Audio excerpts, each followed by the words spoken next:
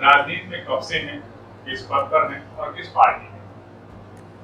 मेरी राजनीति की शुरुआत एनएसपीजी कॉलेज से हुई। छात्र राजनीति के रूप में हमने विद्यार्थी परिषद से, भाजपा का संगठन है वो समूह का विद्यार्थी परिषद, उसके माध्यम से हम चार से 2 बार चुनाव पाए थे एनएसपीजी कॉलेज से। और फिर उसके बाद 2011 में हमारे दिल्ली के बड़े नेता का दावा देकर श्रीनिवास तिवारी जी विधानसभा के, उनके हाथ से हमने सदस्यता कांग्रेस की ग्रहण। और उसके बाद फिर हो गया, चलने लगा। अब चूंकि मेरा घरेलू बैकग्राउंड जो है, राजनीतिक बैकग्राउंड है, उस समय राहुल जी का एक सिस्टम आया कि यूथ कांग्रेस में जो मेंबरशिप करवा लेगा ज़्यादा, और मेंबरशिप करवा के उन्हीं मेंबरशिप में इलेक्शन होगा, बाकायदे जो सिस्टम होता है पूरा पूरे प्रदेश में हर जगह जितने भी जिला केंद्र थे हर जगह वोटिंग हुई। उसमें मैं यूथ कांग्रेस का विधानसभा अध्यक्ष निर्वाचित हुआ। फिर उसके बाद यूथ कांग्रेस में प्रदेश सचिव बना। वर्तमान में आप किस पद पर? मैं यूथ कांग्रेस का प्रदेश सचिव। 2000 का दशक जैसे ही आता है, शुरू होता है, कांग्रेस के लिए आपके विधानसभा क्षेत्र चौथा में सूखा साफ होता है। इसके पीछे की वजह क्या है, क्या क्रोनोलॉजी है, जनता क्यों सत्ता से बाहर रख रही है कांग्रेस को? क्या इसमें आपने अन्वेषण किया, क्या एनालिटिक्स डेटा आपने इसमें निकाला? देखिए, जहाँ सत्ता वाली बात है तो पिछली बार तो कांग्रेस ही सत्ता में रही। रही बात त्योंथर की, तो त्योंथर में निश्चित तौर से कांग्रेस पार्टी अभी तक सही प्रत्याशी नहीं उतार पाई।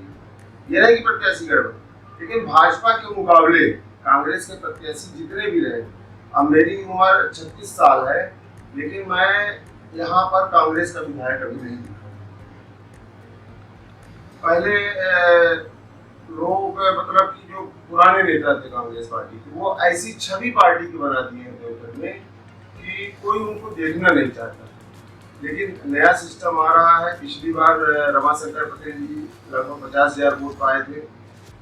और एक इन सब चीज से हट के देवघर विधानसभा आप भी जानते होंगे कि यहाँ पार्टी के अलावा जातिगत समीकरण में ज्यादातर वोट पड़ते हैं। उसके बावजूद भी रमाशंकर जी 50,000 वोट पहुंचे और मामूली से 5300 वोट से चुनाव हारे थे पिछली बार। तो हम ये बिल्कुल नहीं कह सकते कि कांग्रेस यहाँ पे कमजोर है। हाँ, कांग्रेस ने प्रत्याशी जरूर भाजपा के मुकाबले 19 रखे, इसलिए हमको बार बार हार का सामना करना पड़ रहा है। जनता के बीच जो बातें चल रही, जो व्यवस्थाएं देखने को मिली, उसमें एक चीज निकल के आई है कि विपक्ष का भी अपना एक काम होता है, जिम्मेदारी होती है। जो समस्याएं हैं जिनको लेके जनता खड़ी होती है, उसमें भी बहुत कम कांग्रेस देखने को मिली है। ऐसा क्यों? नहीं, देखिए क्या है कि मैं इसमें बिल्कुल जिम्मेदारी के साथ कह सकता हूँ कि जो भी मुद्दे होते हैं, जनहित के मुद्दे, कांग्रेस हमेशा से उठाती चली गई है। हम उसका प्रोपोगंडा नहीं करते हैं। जिस तरह से भाजपा कर रही है, किसी भी छोटे से छोटे काम में, छोटे से आयोजन को वो मतलब कि एक पैसा लगा के छोटे से छोटे आयोजन को बड़ा कर देते हैं। हम लोग जमीनी स्तर पर गांव-गांव में जाके एक लोगों से मिलके, हमारी पूरी टीम बनी हुई है पूरी विधानसभा में। पहली बार ऐसा हुआ है कि हमारे सेक्टर, मंडल और बीएलए बूथ एजेंट जो होते हैं कंप्लीट है। पूरा हमारा लोगों का ऐप है, एक मैसेज डालो सारे लोगों के पास एक बार में मैसेज पहुंच जाता है। वो सब अपने अपने बूथ पर काम कर रहे हैं। हाँ, रही बात क्या है कि जैसे कि मान लीजिए कि धरना प्रदर्शन की आप बात कर रहे हैं कि कांग्रेस पार्टी धरना प्रदर्शन नहीं, तो इसलिए भी कह रहा हूँ कि बिजली की समस्या लगभग 2-3 सालों से देखने को मिली है। हाल ही में भी बिजली की समस्या थी, लेकिन अचानक कल देखने को मिला कि कांग्रेस एकजुट होकर जो भी ब्लॉक लेवल पे थे वो विद्युत विभाग के खिलाफ धरना प्रदर्शन पे बैठे हैं। चुनाव आ रहा है तो कहीं ये चुनावी स्टंट तो नहीं, या वास्तव में वो विपक्षी का काम कर रहे हैं? नहीं, देखिए क्या है कि विपक्ष की जिम्मेदारी बनता है कि अगर समाज में जो अनैतिक कार्य हो रहे हैं या जनता के साथ जो छलावा किया जा रहा है सरकार द्वारा, तो उसके लिए अगर विपक्ष नहीं खड़ा होगा तो फिर कौन खड़ा होगा। कल वाला कार्यक्रम पूरे प्रदेश में हुआ है। ये पीसीसी भोपाल से कार्यक्रम जारी किया गया था। पूरे प्रदेश में हर ब्लॉक में कार्यक्रम किया गया, बड़े पैमाने पर किया गया। और रही बात कार्यक्रम की, तो हमारे हिसाब से लगभग 7 या 8 बार हम लोग दिल्ली विभाग का घेराव कर चुके हैं, 18 से 23 तक। अब चूंकि क्या है कि इतना अफसरशाही भाजपा सरकार में फैल गई है। आपने कांग्रेस की सरकार देखी रही होगी कि एक छोटा सा कार्यकर्ता पहुंच जाता था तो अधिकारी उसकी सुनता था, लेकिन इसमें इतनी तानाशाही हो गई है कि मैं देखता हूँ कि विधायक जी की भी बहुत सुनवाई नहीं होती है, मंडल अध्यक्ष की बात होती है। तो ये अफसरशाही जो है, अगर इनसे आप एक जनप्रतिनिधि के तौर में बात करेंगे तो ये आपको खुला धमकी देते हैं कि मुकदमा कायम करवा। बताइए, ये जनता के नौकर और जनप्रतिनिधियों को धमकी देते हैं मुकदमा कायम करवा देंगे। हाल ही में एक चीज सुनने को आई थी कि कांग्रेस एक नए तौर तरीके से एक नई व्यवस्था लेकर फिर मैदान में उतरेगी और हो सकता है इस बार चेहरे पे बहुत ही ज्यादा विश्लेषण। और त्योंथर को लेकर अगर बात करें तो बहुत ज्यादा अफवाहें फैल रही हैं, जिसको आपके वरिष्ठ नेताओं ने भी खंडन किया है। तो इस बार के चुनाव, चाहे वो बाहरी नेता हो या त्योंथर के स्थानीय नेता हो, कितने दावेदार हो सकते हैं और किसको मिल सकता है टिकट, आपको क्या लगता है? देखिए, टिकट के लिए हर पार्टी में दावेदारों की संख्या बहुतायत होती है, लेकिन टिकट एक ही व्यक्ति को मिलता है। और जो पार्टी का सच्चा समर्पित सिपाही है, मेरे ख्याल से उसको चाहे जिसको भी टिकट मिले उसके लिए उसको लग के काम करना चाहिए। जैसे कि अभी मीडिया चैनल वाले कुछ अफवाह फैला दिए थे किसी टिकट के लिए, लगभग 30 सीटों पर मध्य प्रदेश। फिर उनके ऊपर माननीय कमलनाथ जी ने मुकदमा कायम करवाया, उनका फिर उन्होंने खंडन भी किया।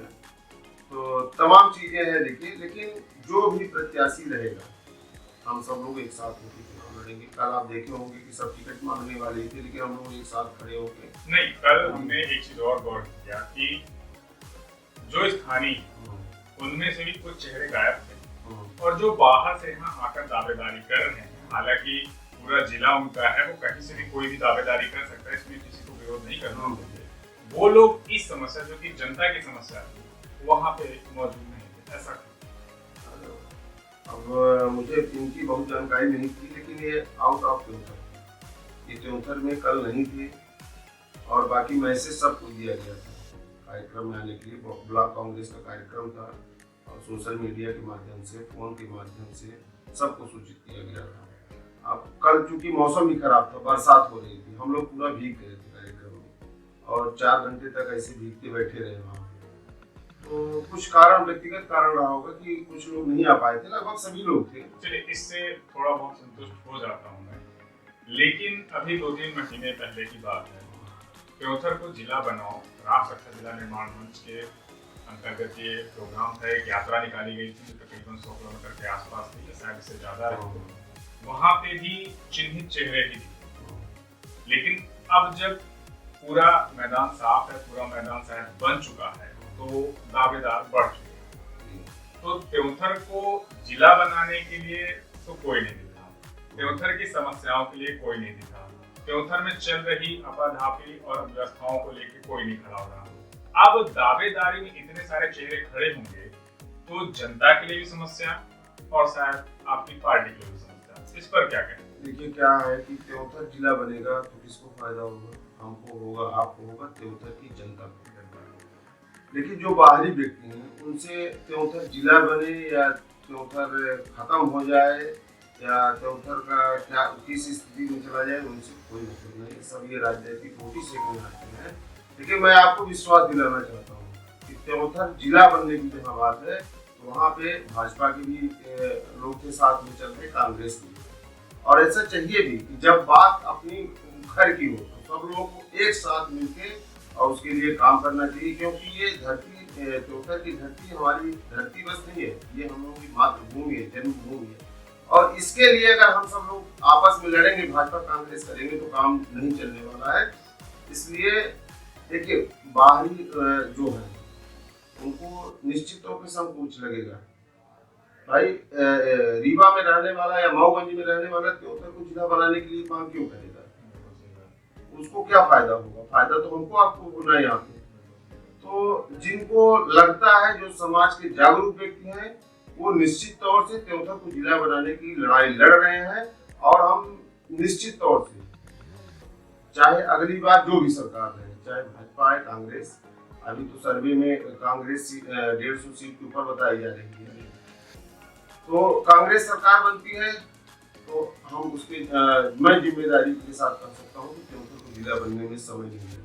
और अगर भाजपा सरकार बनती है तो उसके लिए भी हम जिम्मेदारी से कहते हैं कि हम लोग लड़ाई लड़ के एक प्रकार से त्योथर को जिला बनाने के लिए बिल्कुल डट के सरकार के सामने खड़े होंगे और उनको हमारी बात माननी पड़ेगी। आगामी चुनाव 2 से 3 महीने में कांग्रेस और भाजपा दोनों ही लगातार जनता के बीच जनसंपर्क कर रही है। कांग्रेस कितनी मजबूत हो रही है भाजपा के सामने त्योथर सत्ता में? देखिए, कांग्रेस यहाँ, मैंने पहले ही बताया कि कांग्रेस यहाँ बहुत मजबूत है। आपको पिछले विधानसभा चुनाव में, अब त्योथर जो है ब्राह्मण बाहुल्य विधानसभा है, यहाँ लोग पार्टी से हट के वोट करते हैं, जबकि श्यामलाल जी अकेले ब्राह्मण प्रत्याशी थे। कांग्रेस से रमाशंकर जी थे जो ओबीसी से, पटेल समाज से, फिर भी वो 5300 वोट के मामूली अंतर से चुनाव हारे थे। तो कांग्रेस को आप बिल्कुल न समझिए कि यहाँ पे कमजोर है। इस बार हम सब लोग एक साथ होकर चुनाव लड़ेंगे और यहाँ से कांग्रेस का विधायक जीतने को पाएंगे। आगामी चुनाव में एक और चीज देखने को मिली, कोई युवा कह रहा है, कोई अनुभवी कह रहा है, तो क्या इस बार वापस कांग्रेस किसी युवा चेहरे पे दांव खेलेगी या इस बार अनुभव को प्राथमिकता देगी? अब ये देखिए, टिकट का जो निर्णय होता है शीर्ष नेतृत्व का होता है। और मैं आपका एक चीज समर्थन करना चाहता हूँ कि युवा सोच सकता है। हाँ, बड़े लोग के पास अनुभव है, बड़े बुजुर्गों के पास अनुभव है और उनसे हमको अनुभव लेने की भी जरूरत है। लेकिन कार्य करने की जो एनर्जी, जो ऊर्जा होती है, वो युवाओं में ज्यादा होती है। आजकल पूरा ये धरती जो है, मैं सिर्फ भारत या मध्य प्रदेश की बात नहीं करता, आप कोई भी क्रांति देख लो या कोई भी विकास का कार्य देख लो, उसमें सारे युवा आगे रहते हैं। युवाओं ने इतिहास बदल दिया है।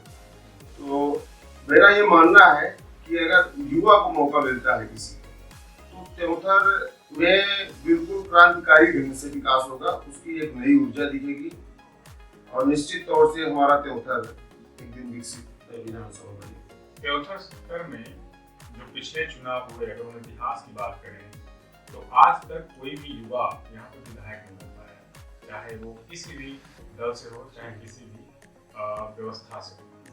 यहाँ पे जो भी बना है वो अनुभवी बना है, या ये कहिए कि युवा के बाद जो अवस्था थी। ऐसे में पार्टी पहले भी 4 बार युवा पे भरोसा दिखा चुकी है।